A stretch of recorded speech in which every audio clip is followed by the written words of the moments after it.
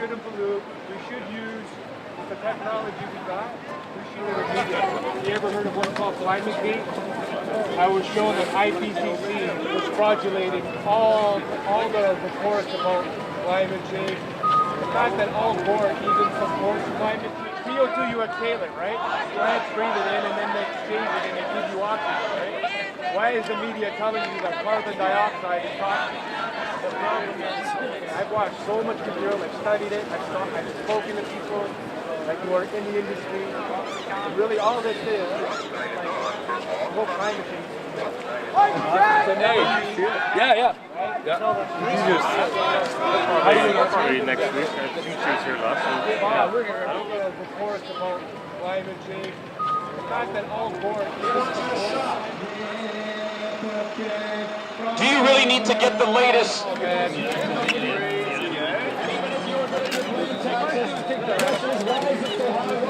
And then Danny just told me something right now about free DVDs and flyers. Some research about 9/11, the 8th and 9th of September. All the buildings were shut down for maintenance, right? For the cable, for the computer upgrading. So I think they were wiring everything to World Trade Center 7. And I believe that's where the whole operation was being held, in Building 7. Because you can't bring down a building like that through normal procedures. You have to use nanothermite technology with regular explosive technology. Hey, how's it going? Good to see you. A lot of good stuff out here today.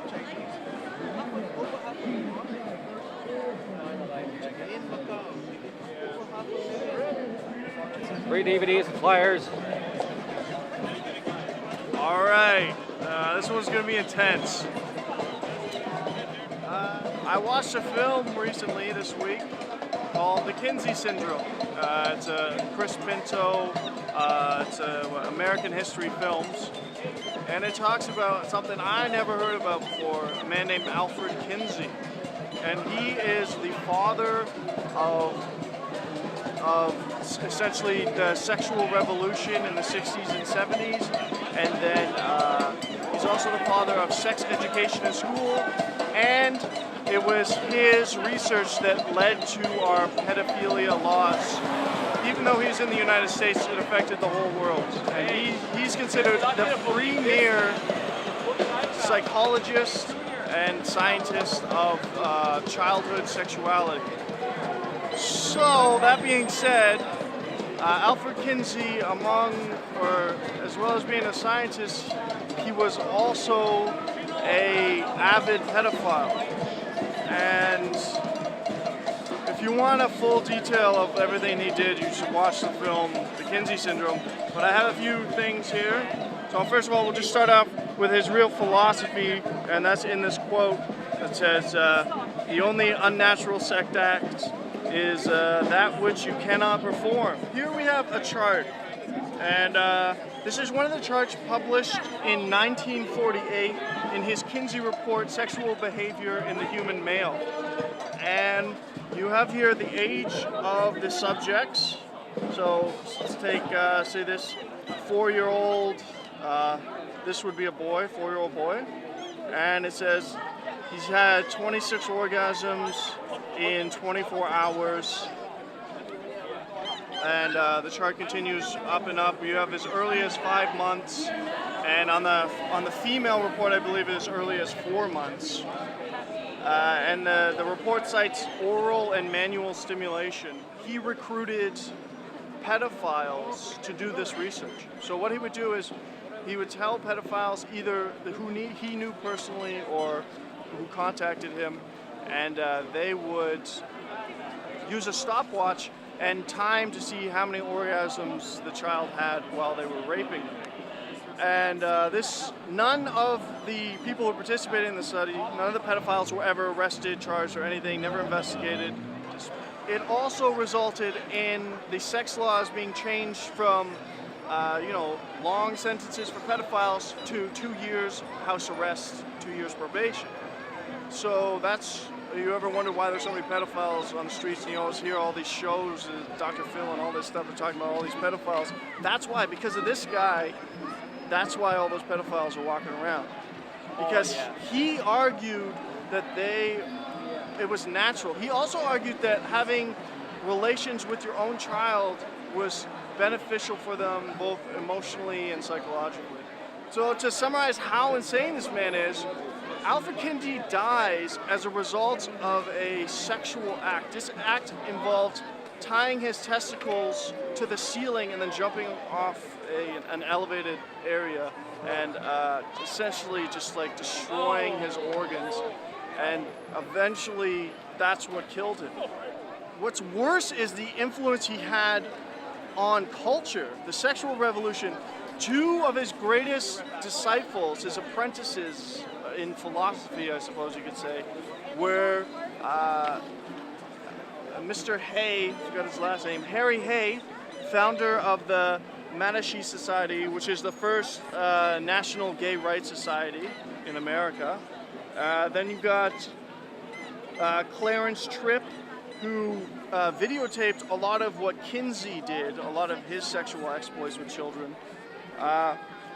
Hugh Hefner, who also was accused of pedophilia by some of his staff at the Playboy Mansion, and Hefner loves Kinsey. He says so in a few interviews, actually. He also heavily influenced the founder of NAMBLA. Now, if you don't know what NAMBLA is the North American Man-Boy Love Association. It's essentially a pedophilic group and who are dead serious about having sex with underage boys. And in the Kinsey syndrome, they actually follow one of these guys around, and he is creepy to say the least. And he is going around hitting on little boys, talking about, oh, he wants it. It's pretty disgusting. That's Kinsey, and if you don't believe me, go look it up. He's hailed as a hero by mainstream history, by mainstream society, but he's a freak. The Kinsey syndrome. It's a great film. Go watch it. Did this building blow up? Okay, that's a blow job, isn't it? That's the association you come from. On a clear day. On a clear day. Do you know that the government's now putting mind-reading chips in cell phones? And that they transmit your brainwaves via satellites to secret giant computer banks in Virginia? And, hey, where's my food? Did you eat it? You evil hound. Oh, sorry. I just figured with you yapping this much, you couldn't possibly be hungry. Look how I found this in the newspaper yesterday. So I was reading it down, and I came across that one. Notice how they bury the truth inside a comic just to make it look like it's all innocent fun. Then they completely divert what they're talking about in the next two slides there.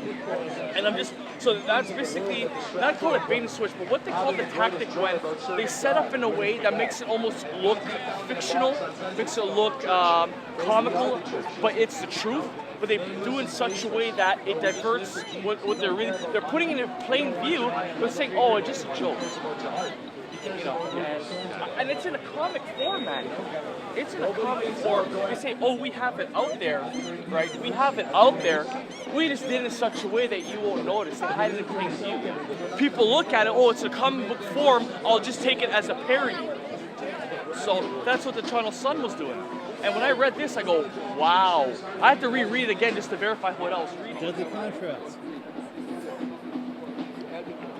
Did you see there was a American news that did a segment called Deadly Contrails? Simply exhaust coming from these jet planes, mostly water. But what some conspiracy theorists believe is that those trails are actually chemical trails purposely filled with deadly toxins.